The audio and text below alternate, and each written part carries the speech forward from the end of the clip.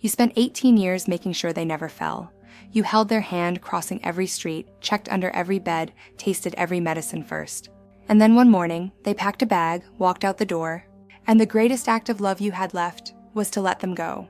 But nobody told you how much that would hurt. When you became a parent, you signed an invisible contract. Nobody handed it to you. Nobody explained the terms. But somewhere deep in your bones, you agreed to it anyway. The contract said, protect them, guide them, sacrifice for them. And in return, quietly, unconsciously, you expected to be needed, to be central, to matter in their story forever. That's not selfishness. That's biology. A 2022 University of Michigan study found that 57% of parents report a significant loss of identity when their child leaves home. Not sadness, identity loss. As if a part of who they are walks out the door with the child, because it does. You built your daily purpose around another human being. Every alarm you set, every meal you cooked, every worry you carried, it was all for them. And when that person starts pulling away, starts needing you less, starts building a life that doesn't have you at the center, your nervous system reads it as danger. Not distance, danger, and that's where the hardest lesson begins. Here's what nobody says out loud. Love and control can wear the exact same face. Psychologist John Bowlby spent decades studying attachment. His research showed that the bond between parent and child is one of the most powerful neurological forces in human existence. Oxytocin, the bonding hormone, literally rewires the parent's brain. Separation, even healthy separation, can register as physical pain. So the parent does what any human does when they feel pain. They reach for control. It doesn't look like control, though. It looks like concern. It sounds like, I'm just worried about you. It sounds like, after everything I've done. It sounds like, I just want what's best for you. The third is the best friend. This parent erases healthy boundaries in order to stay emotionally close. They share too much, need too much, and blur the line between parent and peer, which feels like intimacy but actually prevents the child from ever fully growing up. A Harvard study found that 71% of adult children report their biggest conflict with parents stems from one core issue: the parent refusing to accept who they've become, not what they've done, who they are. And none of these parents are villains. Every single one of them loves their child, but love without release becomes a cage the child eventually has to break out of. Psychologists call it individuation. It's the process by which a child develops a separate identity from their parents. It starts in adolescence, but here's what most parents don't know. It peaks in the mid-20s. Dr. Jeffrey Arnett's research on emerging adulthood shows that the years between 18 and 29 are not an extended adolescence. They are a distinct developmental stage, one specifically designed by nature for the young person to test, reshape, and own their identity. And sometimes that process requires distance from you, not because they don't love you, but because they cannot hear their own voice while yours is still filling the room. According to a 2020 Cornell University study, 27% of Americans are estranged from a family member. In the majority of cases, the adult child initiated the distance, 27%.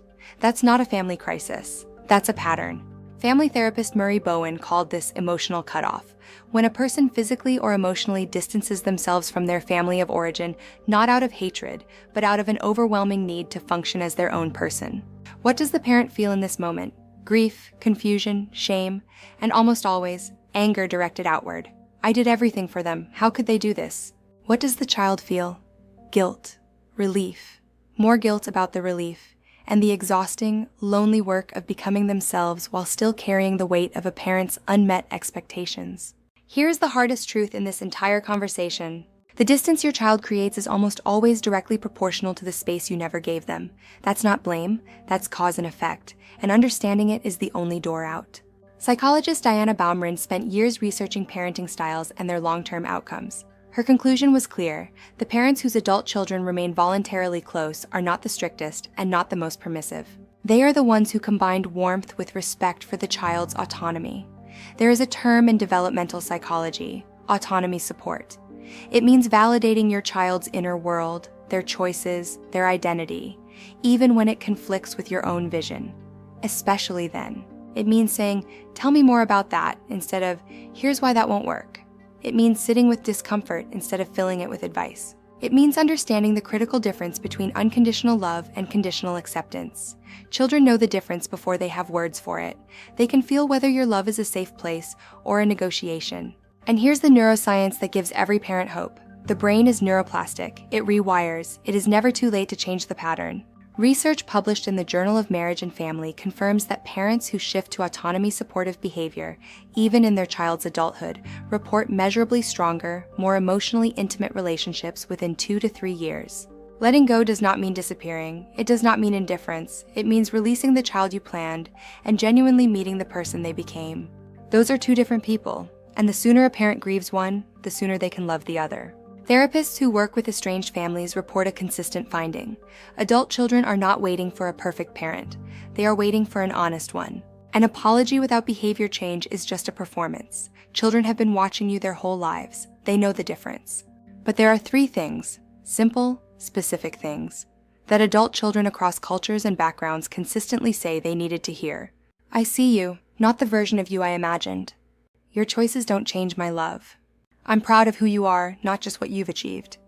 3 sentences, backed by decades of family therapy research, and yet profoundly difficult for many parents to say, because saying them requires admitting that the version they were attached to was always their own projection. This is also where grief enters the room, because parents must mourn something real: the imagined child, the imagined future, the imagined relationship. The holidays that looked a certain way in your mind, the grandchildren you assumed would come, the Sunday dinners, the version of old age that had your child nearby. That grief is legitimate. It deserves space. It should not be swallowed or weaponized. It should be felt, named, and ideally worked through with a therapist or counselor, not as a last resort, as a first act of courage. Come back to that image, the packed bag, the door, the silence after. What if that moment, the one that felt like loss, was actually the moment your greatest work was confirmed? You raised a human being capable of leaving, capable of building a life, capable of standing on their own feet in a world that doesn't care about their feelings the way you do. That took 18 years of your life. Every sacrifice you made, it worked. It produced exactly what it was supposed to. Here is the most underreported finding in all of developmental psychology, and it deserves to be said clearly.